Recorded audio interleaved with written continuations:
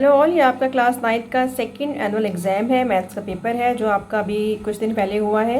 ये सोल्यूशन है आपका, कुछ लेट हो गया सोल्यूशन। इसमें आप देख सकते हैं आपके पास मैट्रिक्स ए की वैल्यू है, बी की है और आपको एक्स फाइंड करना है। We are given that 3x - 2a = b। मैंने वैल्यूज़ की पुटिंग की है, ठीक है। और आप देख सकते हैं मैंने 2 को ए की एंड पे इसके साथ मल्टीप्लाई किया है, ठीक है। और 3x की हमारे पास आ गई है वैल्यू 6336। फिर मैंने 1/3 को डिवाइड किया है बोथ साइड्स पे, ठीक है। हमारे पास आ गया है रो 1 to 1 एंड रो 2 इज़ 1 2। अच्छा, अब आप अपने आंसर को वेरीफाई भी कर सकते हैं। कैसे कर सकते हैं? इसमें जहाँ लिखा हुआ है 3x = 2a + b, जहाँ पे हमने पुटिंग की है वहाँ जब आप x की वैल्यू डालेंगे 2 1 1 2, इसकी बात कर रही हूँ, और राइट हैंड साइड को सॉल्व करेंगे और लेफ्ट हैंड साइड को करेंगे तो आपके पास left hand side = right hand side आनी चाहिए। अच्छा, पार्ट 2 है आपके पास। Find the values of x and y if 2 + 3 iota multiply by x + iota y is a conjugate of 4 + iota। Okay, यहाँ पे जो है ये आपने करना क्या है, कंजुगेट जो है 4 + iota का क्या होगा, 4 - iota, ठीक है। So according to given condition we can write 2 + 3 iota multiply by x + iota y = 4 - iota। मैंने इसको मल्टीप्लाई किया है रियल पार्ट को और इमेजिनरी पार्ट को मैंने सेपरेट किया है। दो इक्वेशंस आ गई हैं, इसको मैंने सॉल्व किया है। यहाँ से x की वैल्यू y की वैल्यू आई है -14/13 और put this value in any equation 1 में पुट करेंगे। यहाँ से x की वैल्यू आई है और आपने वेरिफिकेशन कैसे करनी है, दोनों इक्वेशंस में मैं x एंड y की वैल्यूज पुट करेंगे तो लेफ्ट हैंड साइड जो है वो राइट हैंड साइड की इक्वल आ गई है, ठीक है। पार्ट 2 के पार्ट 1 में आपके पास चॉइस थी, ये क्वेश्चन आपके पास, ठीक है। ये आपकी बुक का ही है, डिफरेंस ये है कि वो एन की फॉर्म में था, ये एम की फॉर्म में है। एक पुरानी वीडियो में मैं सोल्यूशन इसका सॉल्व कर चुकी हूँ, तो आप देख सकते हैं कि इसको मैंने सॉल्व किया, मेरे पास आंसर जो है वो 6 आ गया, ठीक है।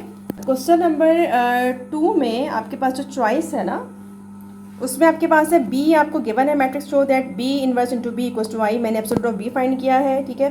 वो हमारे पास आ गया 2 non singular B inverse exist करेगा। एडजॉइंट फाइंड किया। एडजॉइंट में क्या होता है, एडजॉइंट पे हमारे पास है ना 3 5 2 4, 3 एंड 4 की पोजीशन चेंज होगी और 5 एंड 2 की साइन चेंज होगी।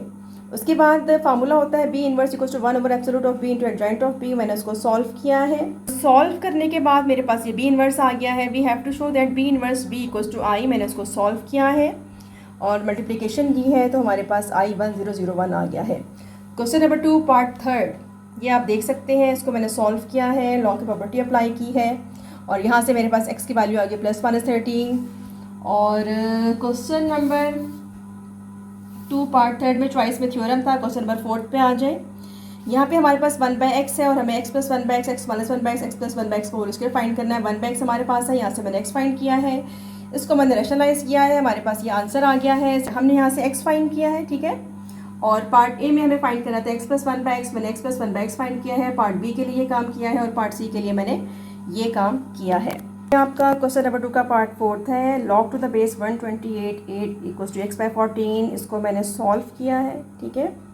और मेरे पास x का आंसर आ गया है 6। इसी तरह क्वेश्चन नंबर 2 के पार्ट 5th में आपको we are given that 2x + 3y = 9। We have to find m and c। As we know that y = mx + c। हमें इक्वेशन को इस फॉर्म में लेके आना है, इसको मैंने सॉल्व किया है, ठीक है। और m और c की वैल्यू हमारे पास आ गई है। 5th में आपके पास चॉइस में a b and c given है। s है सम ऑफ ऑल साइड्स बाय 2। ये आपके पास हीरोज फार्मूला है एरिया ऑफ ट्राइंगल फाइंड करने के लिए। मैंने वैल्यूज़ की पुटिंग की है, ठीक है। और वैल्यूज़ की पुटिंग करने के बाद मेरे पास आंसर आ गया है 10√3। अच्छा, नेक्स्ट है आपके पास पार्ट 6। पार्ट 6 में पैरेललोग्राम है। पैरेललोग्राम है और आपको फाइंड करना है x, m, y and z। Parallelogram में जो आपके पास अपोजिट एंगल्स हैं वो इक्वल होते हैं और आपके पास जो सम होता है ना एंगल का, जैसे angle A + angle B should be equal to 180, angle B + angle C should be equal to 180, angle C + angle D should be equal to 180, angle D + angle A should be equal to 180। इस property को use करते हुए मेरे पास m की value आ गई है, ठीक है, y की आ गई है, x की आ गई है, ठीक है। z के लिए आपको z फाइंड करना है तो z आपके पास क्या हो जाएगा 180 डिग्री - y डिग्री और ये आपके पास आ जाएगा z की वैल्यू आ गई है। और as we know that in any calculator sum of 4 angles is 360 degree, तो ये हमने वेरिफिकेशन कर दी है, ठीक है। नेक्स्ट आपके पास जो है वो क्वेश्चन नंबर 2 के पार्ट 6 में चॉइस थी, ये मैंने इसको सॉल्व कर दिया, मेरे पास आंसर आ गया है। क्वेश्चन नंबर 2 पार्ट 7 है। यहाँ पर हमने y की वैल्यू -2 पुट की है, ठीक है। उसके बाद मेरे पास रिमाइंडर आ गया है -72 + 3t for exactly divisible, remainder should be equal to 0। यहाँ से d की वैल्यू आ गई है और मैंने इसको वेरिफिकेशन भी कर ली है।